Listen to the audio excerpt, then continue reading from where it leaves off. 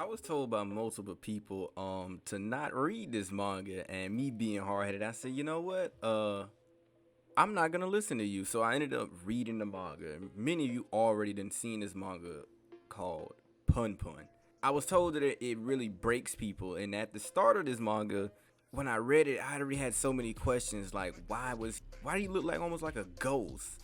The faces on certain characters just showed that it was so uneasy. It was just an unsettling certain events. I seen how Pun Pun is in the fifth grade, and being that young, you can be influenced by so much. As when he goes home, his father is basically abusing the mom. He has to end up playing off like nothing is happening, but you don't really see his emotions at all. It's like he has the same expression throughout the entire thing. It shows how easily he is to be manipulated by those around him. And I guess that's kind of an outlook on society in of itself, as at first, at the very start, when he was watching TV with his dad, he ends up saying that he wanted to be a baseball player because his dad wanted to.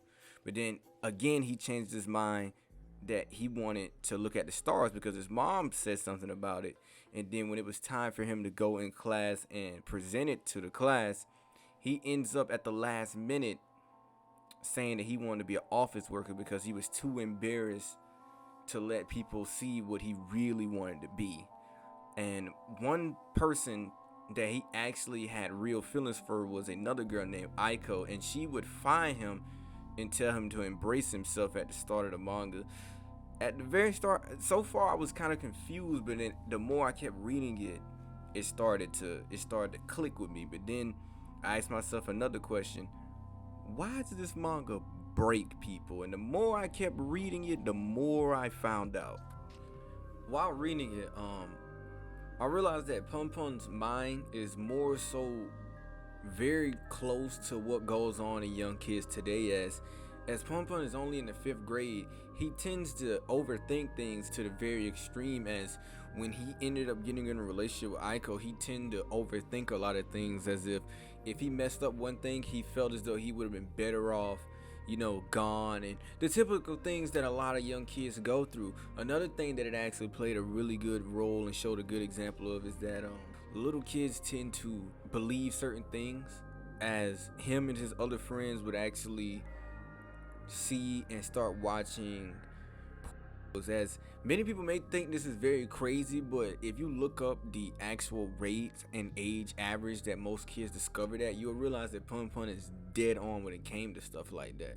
His parents would, over time, wouldn't really make a lot of sense at first, as at one point he never really liked his mom, as she would always yell at him. Not liking his dad, as his dad would literally say out his mouth that he wanted to be away from both of them. But when he came back, he was basically telling Pun Pun that he really wanted to do more for his family. To his mom, literally almost apparently accidentally jumping off of the balcony and messing up her hand. To him living with his uncle, and his uncle is probably the only person that really makes a lot of sense to Pun Pun. The more I keep talking about Pun Pun, the more depressing it gets, because that's literally what Pun Pun did to me. The more I read it, the more depressed I got. As in Pun Pun, it showed that you could either fall in love with someone to the point where you're almost crazy and you're willing to do anything to really get them to acknowledge you. They'll sell you a dream and leave you with nothing. Or you could be super nihilistic and not care and be depressed, almost as if you would have been better off just being falling in love instead of not falling in love. Pun Pun did such a great job with this that I really should have believed the people that told me not to read this, because now the more I read it, it's now slowly starting to affect me. Even in like when I'm walking around, I tend to think about it like, do people actually care about you? Or when you care about someone, how far and how great of lengths will you go to get them to acknowledge you? Pun Pun, from chapter 1 all the way up until the end, went from someone that would overthink and wanted someone to care about him to just being almost unrecognizable. Man, it was just so dark to see him take a turn like that. And really, you can't really even blame him for the turn that he took. As what else could he have done? He could have took that route, or he could have went the same route his uncle went. From he got that letter from his mom to, oh man, bro, just I really wish I didn't read this now. The manga itself isn't trying to be fair or honest. It just shows us all the bad choices and situations Punpun has been in. It's really interesting to see how different people feel about the story. Some people who are drawn in by the main character, and people who don't know about depression and are feeling anxious, and even people who are mad at Punpun and his story. It's really cool that his story can get different reactions from different people based on what they're going through and what they believe in.